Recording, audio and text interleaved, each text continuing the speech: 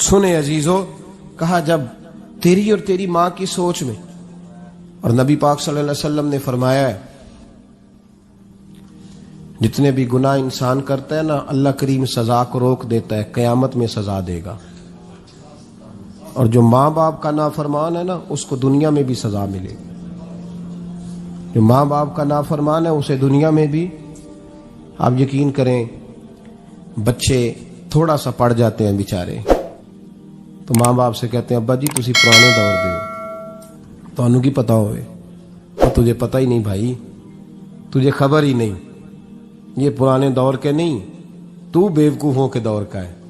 حضرت مالک بن دینار فرماتے میں نے 60 حج کیے، ایک حج کے موقع پر میں نے بڑا رش دیکھا، لاکھوں کا اجتماع ہوا۔ میری باتوں کی سمجھ تو آ رہی ہے نا آپ دوستوں؟ جو نہیں بول رہے انہیں بھی آ رہی ہے نا؟ اللہ جزا دے۔ کہتے ہیں لاکھوں کا مجمع تھا، تو میرے دل میں خیال آیا، میں نے کہا اے اللہ اتنے لوگ آئے ہیں، ان کا حج قبول بھی ہوا ہے کہ نہیں؟ فرماتے ہیں میں سوچ رہا تھا تو رات کو نا خواب میں نے کسی کہنے والے کو کہتے ہوئے سنا کہ سب کا قبول ہو گیا ہے، بلخ کا رہنے والا محمد بن ہارون بلخی ہے، اس کا حج قبول نہیں ہوا۔ فرماتے ہیں شہروں کے علیحدہ علیحدہ خیمے لگتے تھے، اب بھی آپ حج کرنے جائیں تو پاکستانیوں کی رہائشیں علیحدہ ہوتی ہیں، انڈین کی علیحدہ، بنگلہ دیش کے علیحدہ، مصری، یمنی، سب لوگ علیحدہ علیحدہ رہائشیں ہوتی ہیں، جھنڈے لگے ہوتے ہیں ملکوں کے۔ کہتے ہیں میں نے سویرے اٹھ کے ڈھونڈنا شروع کر دیا، ڈھونڈتا ہوں وہ بندہ ملے۔ کہتے ہیں جہاں بلخ شہر کے لوگ رہتے تھے وہاں چلا گیا تو میں نے لوگوں سے پوچھا تم میں محمد بن ہارون بلخی کون ہے؟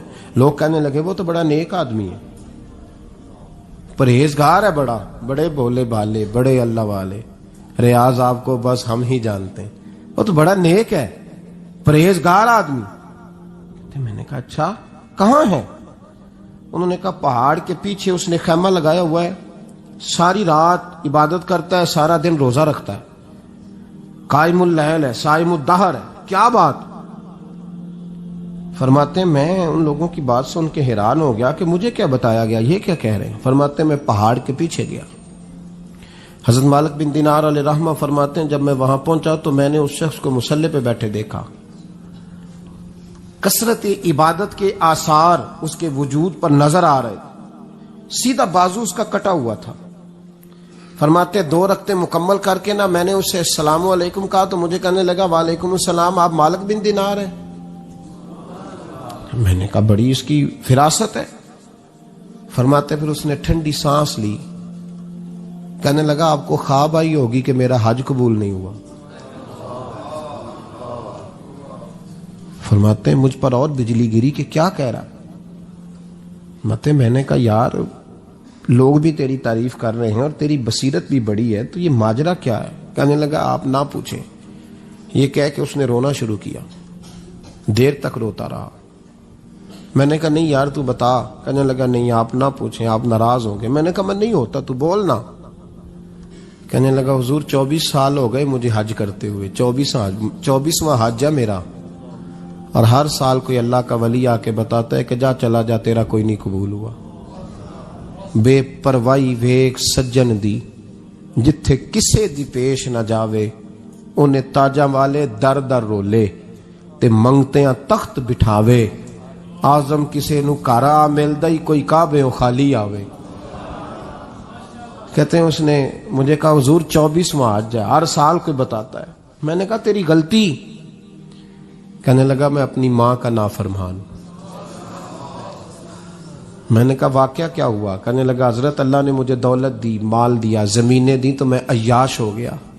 آپ یقین کریں اللہ لوگوں کو مال دیتا ہے تو وہ سمجھتے ہیں میری چلاکی سے آیا ہے، میں تیز بڑا تھا اس لیے آیا ہے، نافرمان ہوتے ہیں۔ لیکن جو رب لینا جانتا ہے دینا جانتا ہے وہ لینا بھی۔ وارث شاہ مان کری نہ وارثاں دا، رب بے وارثہ کر کے مار دائی۔ لوگ بڑے سمارٹ بن جاتے ہیں، ان کی گفتگو میں بڑا تکبر ہوتا ہے، ان کے نگاہوں کے انداز میں بڑے، وہ کہتے ہیں اوہ سب لوگ بیوقوف ہیں صرف میں سیاںا ہوں، کام جو صحیح چل رہا ہے۔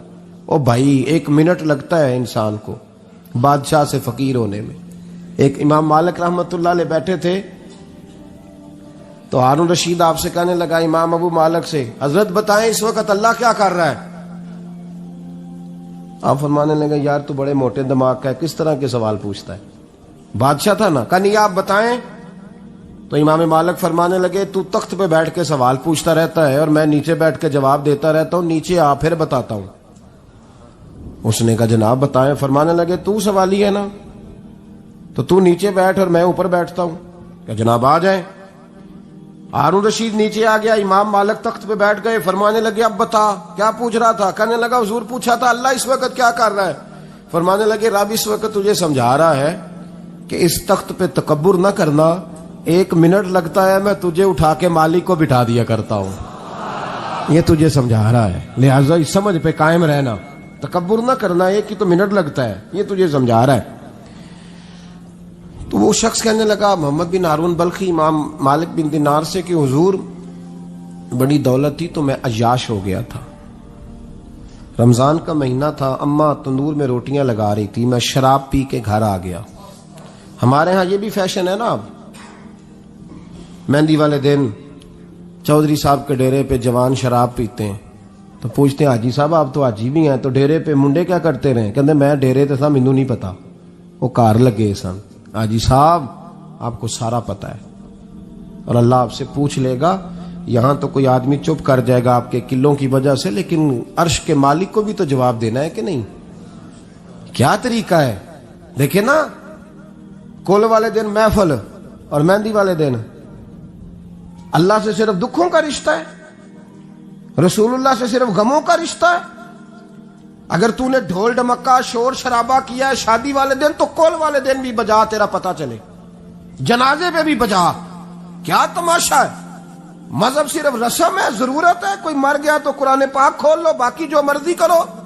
حج بھی کیتی جاندے ہو، لو بھی پیتی جاندے ہو، کھو کے مال یتیماں دا پیج مسیتی جاندے ہو، پھٹ دلاں دے سیندے نہیں، ٹوپیاں سیتی جاندے ہو، نفس تے چھری پھیر دے نہیں، بکرے کیتی جاندے ہو، فرض پلائی بیٹھے ہو، نفلا نیتی جاندے ہو، او دسو تے سی بلے نو اے کی کچھ کیتی جاندے ہو، او دسو تے سی بلے شاہ نو کی کچھ کیتی جاندے ہو۔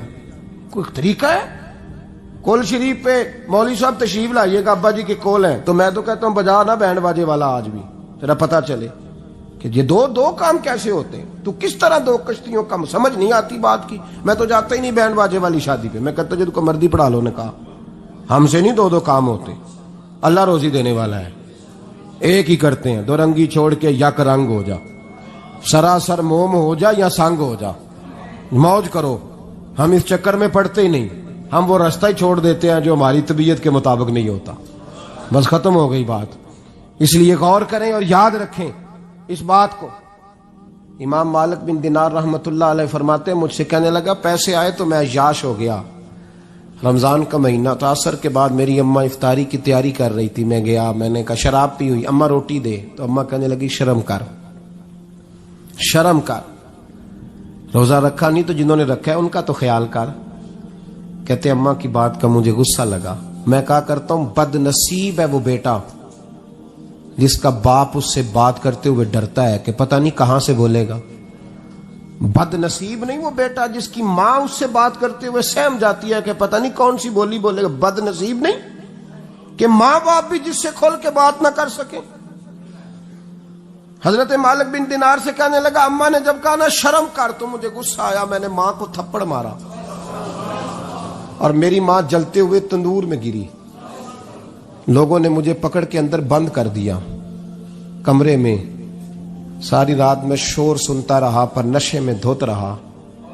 سویرے آنکھ کھلی تو میری بیوی بیگ باندھ رہی تھی، میں نے کہا کہاں جا رہی ہو؟ کہنے لگی جو ماں کا نہیں بنا میرا کیسے بنے گا؟ وہ میں نے کہا میری اماں کا، وہ تو لوگوں نے رات کو ہی دفن کر دی جنازہ پڑھ کے۔ تڑپ کے کہنے لگا مجھے کیوں نہیں بتایا؟ تو کہتے ہیں لوگ کہنے لگے تیری مرتی ہوئی ماں کہہ گئی تھی اسے میرا منہ نہ دیکھنے دینا، میرے جنازے کے قریب نہ آئے۔ حضرت مالک بن دینار فرماتے ہیں جب اس نے یہ بات سنائی تو میں نے بھی اس کے منہ پہ تھپڑ مارا۔ میں نے کہا تو اسی قابل ہے۔ کہتے ہیں وہ رونے لگا، حضور دعا کرے اللہ مجھ سے راضی ہو جائے۔ کہنے لگا جب ماں کی انتقال کی خبر ملی تو میں نے کلاڑی لے کے وہ ہاتھ کاٹ دیا جس سے ماں کو مارا تھا۔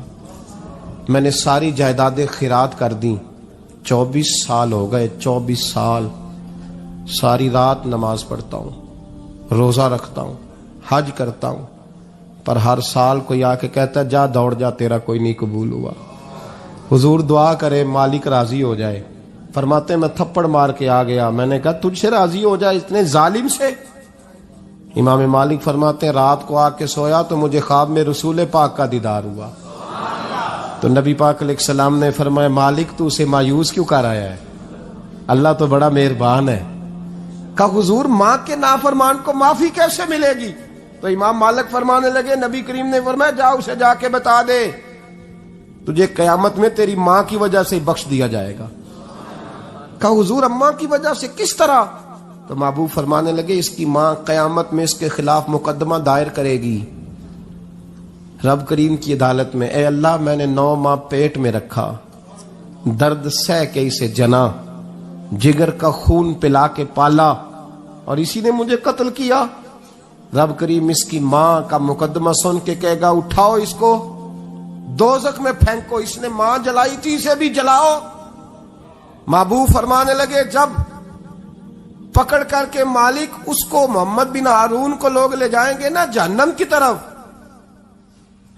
ابھی فرشتے گھسیٹیں گے ہی تو پلٹ کے پھر اماں کی طرف دیکھے گا، اور دوسری دفعہ پھر گھسیٹیں گے تو پلٹ کے دیکھے گا، اور تیسری دفعہ پھر پلٹ کے کہے گا اماں یہ مجھے جلانے لگے، اماں یہ جہنم میں پھینکنے لگے۔ میرے حبیب فرمانے لگے وہ جل کے مرنے والی ماں وہاں بھی بول پڑے گی، کہے گی یا اللہ چل میں نے معاف کیا تو بھی معاف کر دے، اے اللہ میں نے معاف کیا تو بھی معاف کر دے، اللہ تو معاف کر دے اسے، اللہ تو اس سے درگزر فرما، اسے معاف کر دے۔ میرے محبوب پاک علیہ السلام فرماتے رب کریم کہے گا اس نے تجھے جلایا، تو کہے گی اللہ یہ تو بیٹا تھا اس نے جلا دیا، میں ماں ہوں، میرے سامنے جلے تو میں کیسے برداشت کر سکتی ہوں؟ فرمایا اس نے جلا کے مارا تھا، پر اسی ماں کی وجہ سے رب کریم اسے جنت عطا فرمائے گا۔ پلٹا جا کے ماں کے پیروں میں بیٹھ، جا سویرے ان پڑھ باپ سے دعا کرایا کر، جا بالکل انگوٹھا چھاپ باپ سے صبح